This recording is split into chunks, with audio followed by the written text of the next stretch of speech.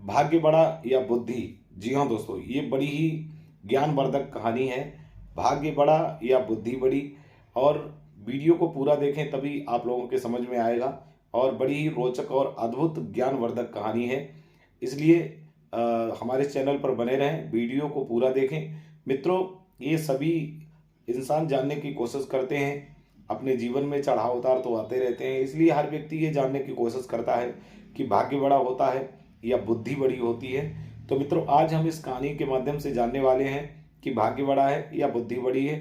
एक बार मित्रों, ब्रह्मा जी का दरबार लगा हुआ था, तो वहाँ भाग्य और बुद्धि दोनों बैठे हुए थे। दोनों में आपस में झगड़ा होने लगता है। भाग्य कहता है बुद्धि से कि मैं बड़ा हूँ। बुद्धि कहती है कि नहीं, तुम बड़े नहीं हो, मैं तुमसे बहुत बड़ी हूँ। मित्रों, काफ़ी समय हो गया, दोनों में विवाद होता रहा। भाग्य कहता रहा कि मैं तुमसे कई गुना बड़ा हूँ और हर तरीके से बड़ा हूँ, क्योंकि अगर मैं ना हूँ किसी के साथ तो इंसान कुछ भी नहीं कर सकता। बुद्धि ने कहा कि तुम कुछ भी नहीं हो, हम तुमसे काफ़ी ज़्यादा गुना बड़ी हैं, और अगर हम इंसान के पास ना हो तो इंसान कुछ भी नहीं कर सकता। मित्रों, बुद्धि और भाग्य में काफ़ी देर विवाद होता रहा। ब्रह्मा जी ने जब देखा कि इनका विवाद आगे बढ़ता जा रहा है, तो भाग्य और बुद्धि ने ब्रह्मा जी से कहा कि अब प्रभु आप ही हमारा फैसला करिए कि आखिर भाग्य और बुद्धि हम दोनों में बड़ा कौन है। तो ब्रह्मा जी कहने लगे, देखिए, मैं आपको बता सकता हूँ कि भाग्य बड़ा है या बुद्धि बड़ी है, लेकिन दोनों को फैसला सुनाने से पहले हम आपका परीक्षण करना चाहते हैं। हम ये जानना चाहते हैं कि आखिर आप लोगों में बड़ा है कौन। फैसला बाद में सुनाएंगे। इसलिए भगवान ब्रह्मा जी ने अपनी माया रची और भाग्य और बुद्धि दोनों से कहा, हम तुम्हारा परीक्षण करेंगे। जो इस परीक्षण में सफल होगा, जो पास होगा, वही बड़ा माना जाएगा। तो मित्रों, बड़ी ही रोचक कहानी है। भाग्य और बुद्धि के बारे में आप सभी लोग जानने की भी कोशिश करते होंगे कि आखिर बड़ा क्या है, तो इस कहानी के माध्यम से जानेंगे। भगवान ब्रह्मा जी ने माया रची। तो मित्रों, एक कहानी भगवान ब्रह्मा जी ने शुरू की और उस कहानी के माध्यम से बुद्धि और भाग्य का फैसला किया कि आखिर बड़ा कौन है। तो मित्रों, सबसे पहले भाग्य से कहा ब्रह्मा जी ने कि तुम तैयार हो जाओ, सबसे पहले हम तुम्हारा परीक्षण करेंगे। जाओ। एक बड़ा ही गरीब आदमी जो कि किसान का बेटा था और बेचारा किसी गांव में रहता था, अपनी माता पिता की सेवा करता था, बकरी चरा करके जंगल में पेट भरता था और लकड़ियों को काट करके लाता था। किसी तरीके से गरीबी में अपना जीवन यापन करता था और रोज बकरियों को चराने के लिए जंगल में जाता था। मित्रों, भाग्य से कहा, जाओ अब जाकर के परीक्षण दो कि तुम किस तरीका से बड़े हो। तो भाग्य ने कहा, ठीक है, हम बिना बुद्धि के ही और इस गरीब आदमी को राजा बना सकते हैं। तो ब्रह्मा जी ने कहा, ठीक है, जाओ इसको राजा बना करके दिखाओ। तो अब बुद्धि बैठी तमाशा देख रही है, भाग्य जाता है। भाग्य ने सोचा कि मैं इस गरीब आदमी को कैसे राजा बनाऊं, इसके अंदर बुद्धि तो है नहीं, बुद्धि तो इसके अंदर से चली गई। बिना बुद्धि का ये किसान का बेटा है और जो रोज की तरह लकड़ियां काट करके ले जाता है, बकरियों को भी चराने जाता है। तो मित्रों, अब भाग्य ने अपना खेल दिखाया। कैसे? एक समय जब बकरी चराने के लिए वो गरीब आदमी जंगल में गया हुआ था, तो भाग्य ने जाकर के उस जंगल में एक सोने का जो है चमत्कार दिखाया। सोने के खड़ाऊं बना करके उसने जंगल में जहाँ किसान का बेटा बकरियों को चरा रहा था उसके पास में रख देते हैं। तो भाग्य ने जैसे ही सोने के खड़ाऊं बना करके, सोने की जूतियां बना करके उस गरीब आदमी के पास में रख दी और भाग्य वहां से अंतर्ध्यान हो जाते हैं। इधर उस बकरियों को चराने वाले किसान आदमी ने देखा कि ये जूते तो बड़े अच्छे हैं, पहन के देखा, अच्छे लगे, सोचने लगा चलो ये जूते अच्छे हैं, इनको पहनता हूँ। मित्रों, अब वो रोज बकरियों को चराने जाता, लेकिन उन जूतों को पहने रहता। भाग्य ने सोचा कि मैंने इसको सोने की जूतियां बनवा दी, लेकिन इसके अंदर बुद्धि तो है नहीं। अगर इनको ये जाकर के बेच देता तो ये रईस हो जाता, राजा हो जाता, लेकिन इसके अंदर बुद्धि नहीं है, बुद्धि तो चली गई है। अब हम क्या करें? लेकिन फिर भी हम कोशिश करते हैं, इसको किसी ना किसी तरीका से राजा बनाते हैं। मित्रों, गरीब आदमी रोज सोने के जूते पहन करके और जंगल में जाता बकरियों को चराने के लिए अब भाग्य ने एक दूसरा खेल रचा। उसने सोचा कि इसके अंदर बुद्धि ही नहीं है, ये तो ऐसे ही रोज पहने रहेगा, आगे कोई तरक्की कर नहीं पाएगा। तो मित्रों अब उसने दूसरा खेल दिखाया। किसी राज्य के रहने वाले एक साहूकार अपना बहुत सारा माल बेचने के लिए उसी रास्ता से निकलते हैं, और जब उसी रास्ता से निकलते हैं तो उन्होंने देखा कि बकरियों को चराने वाले व्यक्ति के पैरों में सोने की जूतियां हैं। तो उसने सोचा कि ये सोने की जूतियां हैं, इससे मैं खरीद लेता हूँ और इसको जो पैसे मांगेगा इसको दे दूंगा, आगे जाकर के हम उचित और ज़्यादा दामों में जाकर के बेच लेंगे। तो मित्रों उसने उस गरीब आदमी से कहा कि भाई ये जो तुम्हारे पैर में जूते हैं क्या इनको बेचोगे, क्योंकि उसे मालूम था ये सोने के हैं, तो अगर ये पैसे मांगेगा इसको दे देंगे। तो गरीब आदमी ने कहा हाँ हाँ बेच देंगे, कोई बात नहीं, वैसे भी काफ़ी समय से हम इनको पहनते हैं, ये टूटते ही नहीं हैं। तो साहूकार ने कहा बताइए कितना मोल लेंगे इन जूतियों का। तो उस गरीब आदमी ने कहा कि इन जूतों के बदले में आप मुझे 1 किलो आटा दे दीजिए। साहूकार सोचने लगा बड़े सस्ते में निपट गए यार, इसे लगता है ये बिना बुद्धि का आदमी है और इसको ये नहीं मालूम कि ये सोने की जूतियां हैं। तो उसने कहा चलो ठीक है, मैं तुम्हें 1 किलो आटा दे देता हूँ। उसने 1 किलो आटा के पैसे दे दिए और कहा ये लो 1 किलो आटा ले लेना, और उन जूतियों को लेकर के वो साहूकार वहाँ से चला जाता है। आगे जाकर के उसने दूसरे राज्य में जाकर के उन जूतियों को बेचा और काफ़ी सारा पैसा कमा करके वो साहूकार बांध से वापस अपने घर चला गया। भाग्य ने सोचा कि मैंने इसको जो सोने की जूतियां दी, फिर भी ये बुद्धिहीन आदमी और ये राजा नहीं बन सका। बुद्धि ने भाग्य से कहा अभी भी वक्त है, जिसके पास मैं नहीं रहूंगी वो इंसान कामयाब नहीं हो सकता, अर्थात मैं तुमसे बहुत बड़ी हूँ। भाग्य ने कहा बिल्कुल नहीं, हम तुमसे बहुत बड़े हैं और ये सिद्ध करके रहेंगे, आखिर हम इस आदमी को राजा बना करके रहेंगे। फिर क्या होता है, भाग्य ने दूसरा खेल दिखाया। उसने कहा अभी भी हम हारे नहीं हैं और भी कोशिश करेंगे। तो फिर मित्रों अब उसने दूसरा खेल दिखाया। इधर गरीब आदमी बकरियों को चराने के लिए रोज जाता है और अब इधर भाग्य ने अब की बार दिव्य आभूषणों से जड़ित, हीरा मोतियों से जड़ित जूतियां बना करके और फिर उसी जगह पर जा करके रख दी।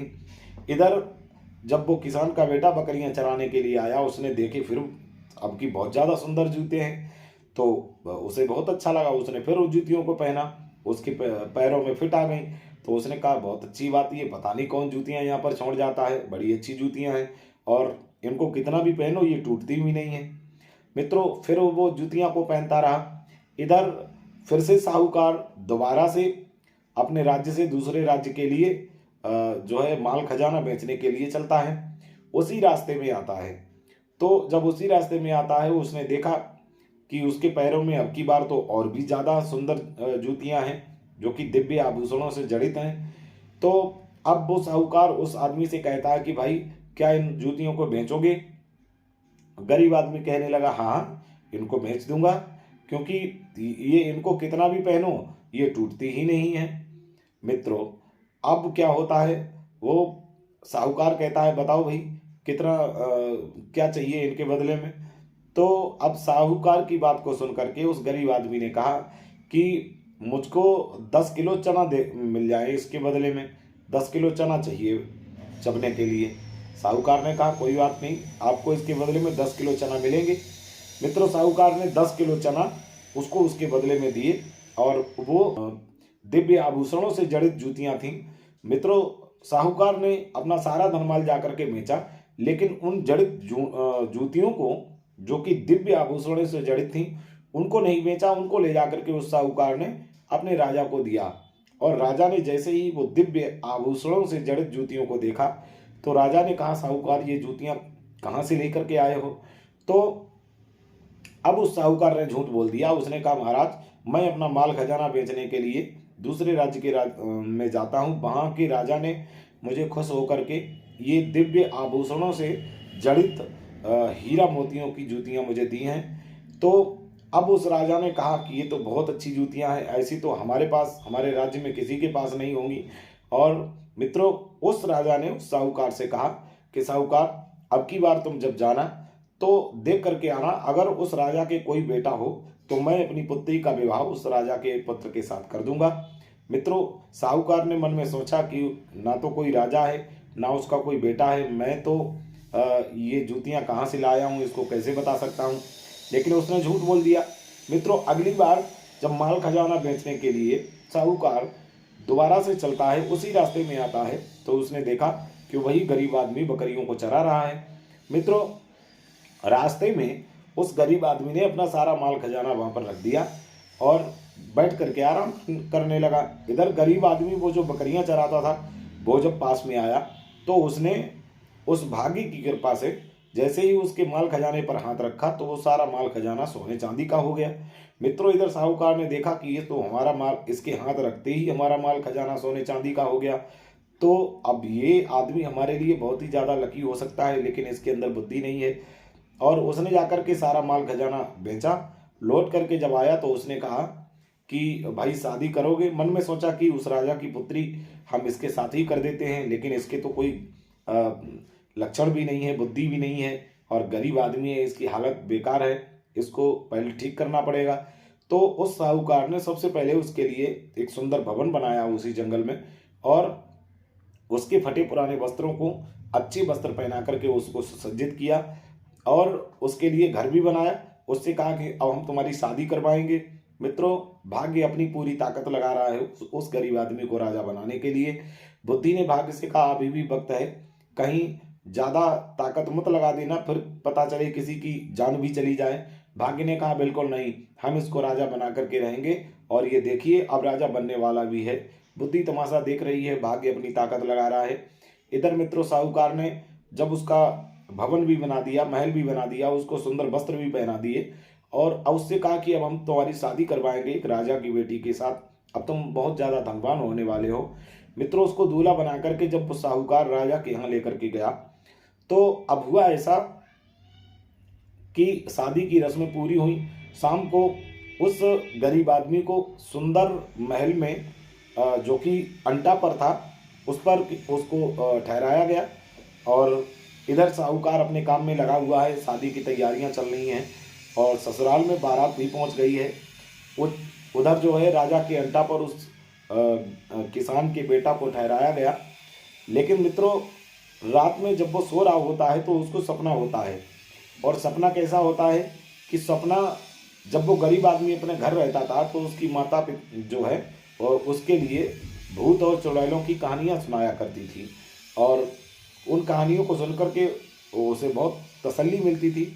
इधर जब रात में वो गरीब किसान का बेटा अंटा पर सो रहा होता है तो वही भूत और चुड़ैलों की कहानियां उसके सपने में वही आने लगती हैं, जिसको देख करके वो एकदम से डरने लगता है, भागने लगता है और वो एकदम से अंटा से जब भागने की कोशिश करता है तो उसने देखा कि एक खिड़की है जो कि पीछे की तरफ जाती है। तो जैसे ही उस खिड़की से वो गरीब आदमी कूदने के लिए नीचे दौड़ता है, बुद्धि ने भाग्य से कहा कि जल्दी से जाकर के उस आदमी को रोको, वरना तुम्हारे चक्कर में वो गिर जाएगा, क्योंकि उसके अंदर बुद्धि तो है नहीं, सोचने की क्षमता उसके अंदर है नहीं कि वो सोचे हम नीचे गिरेंगे तो मर जाएंगे। तो भाग्य ने कहा कि अब हमारे बस से बाहर है, हम उसको नहीं रोक सकते।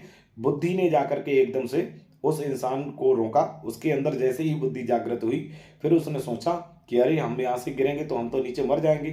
तो मित्रों, हुआ ऐसा कि बुद्धि और भाग्य का ऐसा खेल देख करके ब्रह्मा जी ने कहा बस बुद्धि तुम बहुत बड़ी हो और भाग्य तुम बहुत छोटे हो, क्योंकि बुद्धि जिस इंसान के अंदर ना हो तो वो इंसान कभी कामयाब नहीं हो सकता। ब्रह्मा जी की बात सुनकर के बुद्धि बहुत खुश हुई। भाग्य मन ही मन में सोचने लगा कि वास्तव में बुद्धि आप हमसे बड़ी हैं और हम चाहे कितना भी जब्त कर लें कुछ भी नहीं हो सकता। जिस इंसान के अंदर विवेक नहीं होगा, बुद्धि नहीं होगी, वो इंसान कभी कामयाब नहीं हो सकता। बुद्धि चाहे तो सब कुछ कर सकती है, भाग्य चाहे तो कुछ भी नहीं कर सकता। तो मित्रों, ये कहानी आपको कैसी लगी? बुद्धि और भाग्य में कौन बड़ा है, आप सब लोग जान ही गए होंगे। तो मित्रों, मिलेंगे एक नई कहानी के साथ अगली वीडियो में। तब तक के लिए जय श्री राम, जय बागेश्वर धाम। और मित्रों, अगर वीडियो पसंद आए तो वीडियो को लाइक जरूर करें, शेयर जरूर करें, कमेंट जरूर करें और चैनल पर बने रहें, चैनल को सब्सक्राइब जरूर करें। तो मित्रों, मिलेंगे अगली बार, तब तक के लिए नमस्कार।